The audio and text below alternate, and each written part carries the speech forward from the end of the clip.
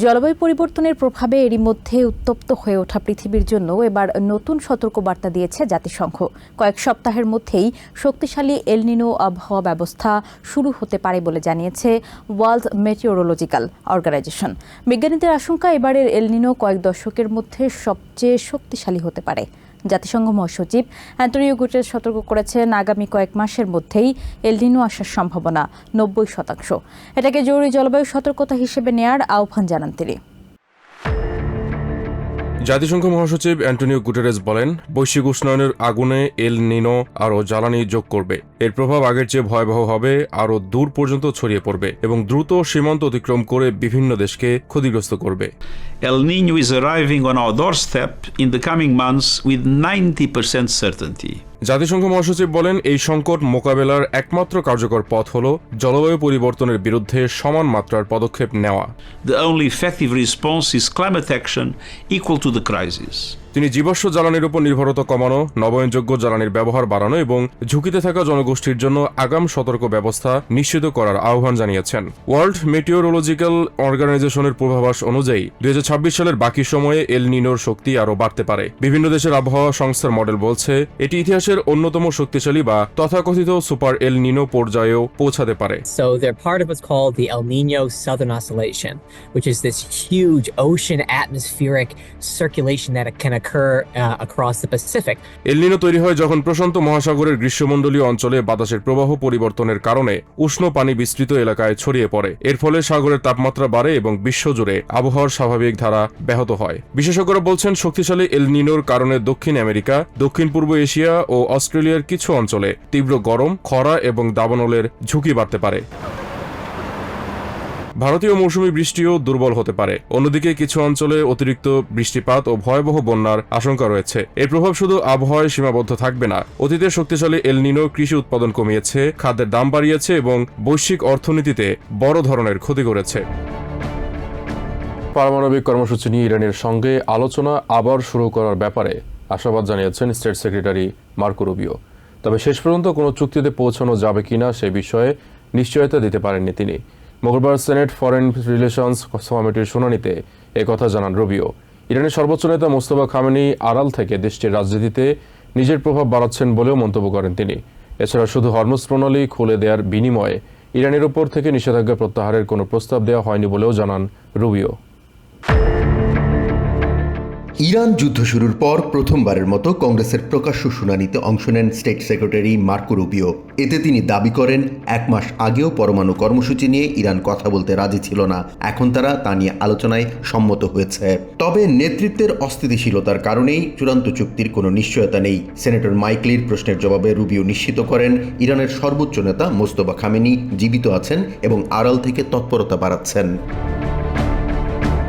Hormuz প্রণালী উন্মুক্ত করার বিনিময়ে ইরানকে কোনো গোপন সুবিধা বা নিষেধাজ্ঞা ছাড় দেওয়ার খবর জোরালোভাবে অস্বীকার করেন তিনি। শুনানিতে ডেমোক্রেটিক সেনেটর কোরি বুকার ট্রাম্প প্রশাসনের কূটনৈতিক ব্যর্থতা নিয়ে প্রশ্ন তুললেও রুবিও পাল্টা দাবি করেন, আমেরিকার নিষেধাজ্ঞা ও নৌ অবরোধের কারণে প্রতিদিন মিলিয়ন মিলিয়ন ডলার রাজস্ব হারানোর কারণেই ইরান এখন আলোচনার জন্য মরিয়া হয়ে উঠেছে। অন্যদিকে রিপাবলিকান সেনেটর র্যান্ড পল পরামর্শ দেন, ইরান সমস্ত সমৃদ্ধ ইউরেনিয়াম হস্তান্তর করলে তাদের বড় ছাড় দেওয়া উচিত। রুবিও তাতে একমত পোষণ করেন। মধ্যপ্রাচ্য সংকটের মাঝেই বেইজিং শীর্ষ বৈঠকের পর তৈরি হওয়া ধোঁয়াশা কাটাতে রুবিও স্পষ্টভাবে জানান, ওয়াশিংটনের তাইওয়ান নীতিতে কোনো পরিবর্তন আসেনি। পাশাপাশি তিনি ঘোষণা করেন, হেলথ সেক্রেটারি রবার্ট এফ কেনেডির বন্ধ করা $300 মিলিয়ন তহবিল চালু করে ইবোলা মহামারী রুখতে বৈশ্বিক ভ্যাকসিন জোট গ্যাভির সাথে পুনরায় যুক্ত হচ্ছে আমেরিকা।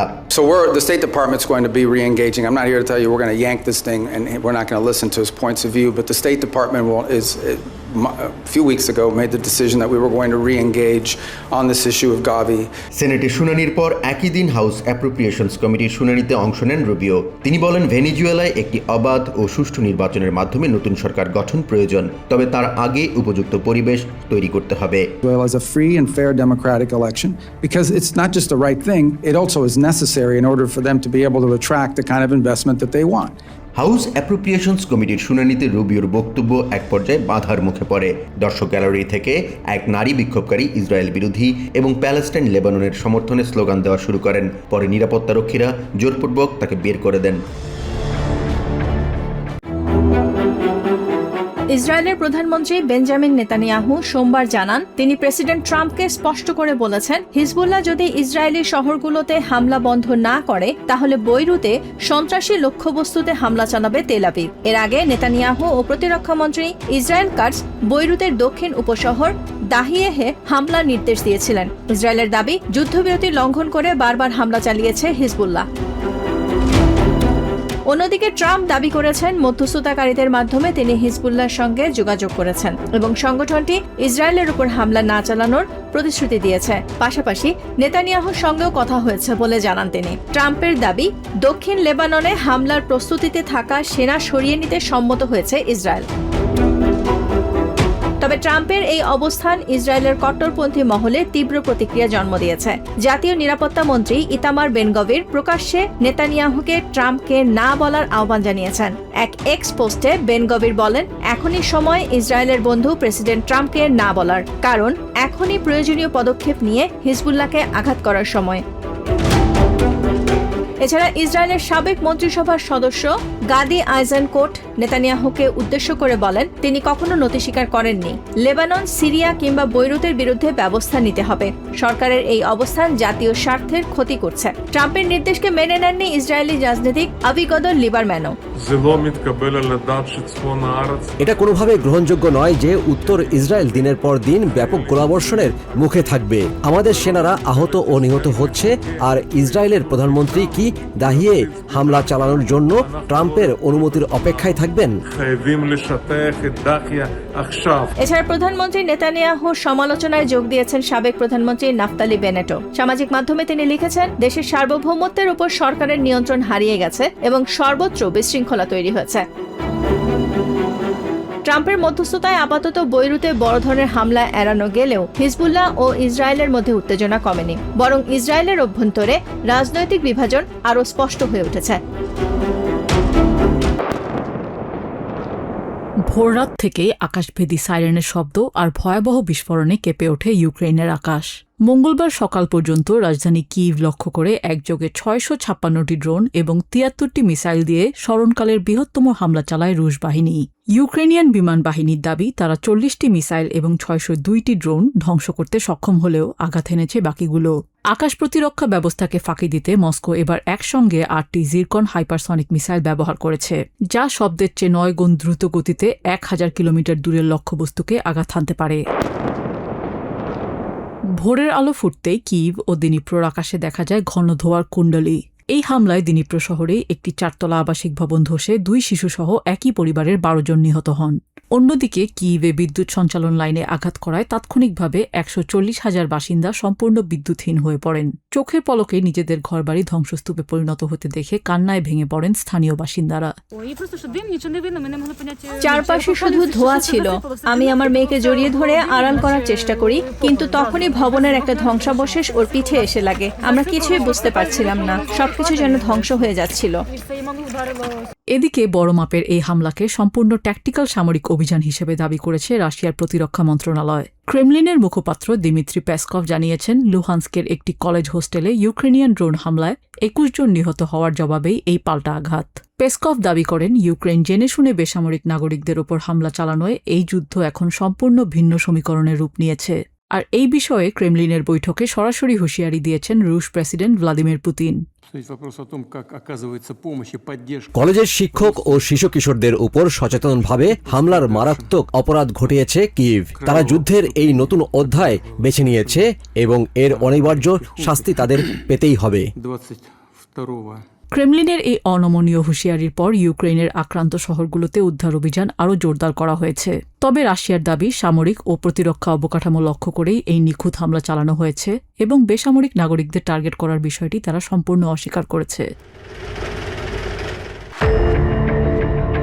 ক্ষমতা গ্রহণের পর জার্মানিতে প্রথম রাষ্ট্রীয় সফরে গিয়ে ইউরোপিয়ান কূটনীতিতে নতুন আশার আলো দেখালেন হাঙ্গেরির প্রধানমন্ত্রী পিটার ম্যাজিয়ার। জার্মান চ্যান্সেলর ফ্রেডরিক মার্জের সাথে দ্বিপাক্ষিক বৈঠকের পর ম্যাজিয়ার জানান, ইউক্রেনে বসবাসরত হাঙ্গেরিয়ান সংখ্যালঘুদের ভাষাগত ও সাংস্কৃতিক শিক্ষার অধিকার নিয়ে কিইভের সাথে বুদাপেস্টের কারিগরি পর্যায়ের আলোচনা বেশ ইতিবাচকভাবে এগোচ্ছে। আর এর ভিত্তিতেই আগামী সপ্তাহের শুরুতে প্রেসিডেন্ট জেলেনস্কির সাথে সরাসরি বৈঠকে বসতে প্রস্তুত Hungary. az egy alapvető emberi jog. মৌলিক মানবাধিকার রক্ষা করা একটি অন্যতম শর্ত এবং ইউতে যোগ দিতে চাওয়া দেশের এটি মেনে চলা উচিত। আমি অত্যন্ত আশাবাদী যে ইউক্রেনের সাথে দীর্ঘ 10 বছরেরও বেশি সময় ধরে ঝুলে থাকা এই বিতর্কিত ইস্যুটির সমাধান করে আমরা সম্পর্কের একটি নতুন অধ্যায় শুরু করতে পারব। Ukrajnával, és készek vagyunk. কূটনৈতিক মহলের মতে 16 জুনের মধ্যে হাঙ্গেরি তাদের ভেটো প্রত্যাহার করলে ইউক্রেন ও মলদোভার ইইউ সদস্যপদ প্রাপ্তির আলোচনা দ্রুত গতি পাবে। ম্যাজিয়ারের এই ইতিবাচক সিদ্ধান্তকে স্বাগত জানিয়ে চ্যান্সেলর মার্স তাকে ইউরোপের জন্য একটি আশার প্রতীক হিসেবে অভিহিত করেন। তবে একই সাথে মার্স মনে করিয়ে দেন, দ্বিপাক্ষিক বিষয় সমাধানের অজুহাতে ইউক্রেনের প্রতি ইউরোপিয়ান সমর্থন যেন কোনোভাবেই ব্যাহত না হয়। মেজিয়ারের এই জয় প্রমাণ করে যে ইউরোপের রাজনীতি কেবল একনায়কতন্ত্রের দিকেই ঝুঁকে পড়ে না, বরং তা আবার মূলধারার কেন্দ্রবিন্দুতেও ফিরে আসতে পারে। তবে আমাদের মূল লক্ষ্য থেকে বিচ্যুত হওয়া যাবে না। ইউক্রেন সংকটের পাশাপাশি এই যৌথ প্রেস কনফারেন্সে মধ্যপ্রাচ্যের চলমান উত্তেজনা, বিশেষ করে লেবাননে ইসরায়েলের সামরিক অভিযান নিয়েও গভীর উদ্বেগ প্রকাশ করেন জার্মান চ্যান্সেলর। হিজবুল্লাহকে অবিলম্বে অস্ত্র সমর্পণের আহ্বান জানানোর পাশাপাশি এপ্রিলের যুদ্ধবিরতি চুক্তি বজায় রাখতে ইসরায়েলকেও সংযম প্রদর্শনের তাগিদ দেন তিনি।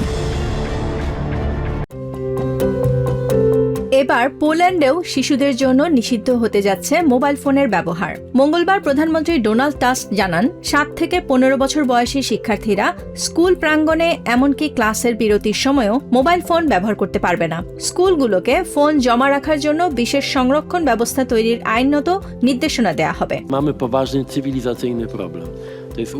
আমরা প্রাথমিক বিদ্যালয়ে ক্লাস চলাকালীন এবং বিরতির সময় মোবাইল ফোন ব্যবহারে নিষেধাজ্ঞা প্রস্তাব করেছি। সোশ্যাল প্ল্যাটফর্ম, গেম সহ বিভিন্ন ডিজিটাল মাধ্যমের প্রতি আসক্তি এখন একটি সভ্যতাগত সমস্যা হয়ে দাঁড়িয়েছে।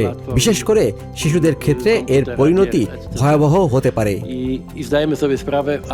মোবাইল ফোনের পাশাপাশি শিশুদের পর্নোগ্রাফি ওয়েবসাইটে প্রবেশ ঠেকাতেও নতুন আইন আনতে চায় সরকার। প্রস্তাবিত আইনে এসব ওয়েবসাইটকে বয়স যাচাইয়ের কঠোর ব্যবস্থা চালু করতে হবে। তবে এই যাচাই প্রক্রিয়ায় ব্যক্তিগত তথ্য, বায়োমেট্রিক ডেটা কিংবা ব্যবহারকারীর অনলাইন কার্যক্রমের তথ্য ব্যবহার করা যাবে না। এর আগে গত ফেব্রুয়ারিতে 15 বছরের কম বয়সী শিশুদের সামাজিক মাধ্যম ব্যবহারেও নিষেধাজ্ঞা পরিকল্পনার কথা জানিয়েছিলেন শিক্ষামন্ত্রী বারবারা নোভাতস্কা। সে সময় তিনি জানান, জরিপ অনুযায়ী দেশের প্রায় 85% মানুষ এই উদ্যোগকে সমর্থন করছেন। এই কার্যক্রম বাস্তবায়নের ফলে একই সঙ্গে স্কুলের শৃঙ্খলা ও ডিজিটাল স্বাস্থ্যবিধি প্রতিষ্ঠায় সহায়তা করবে।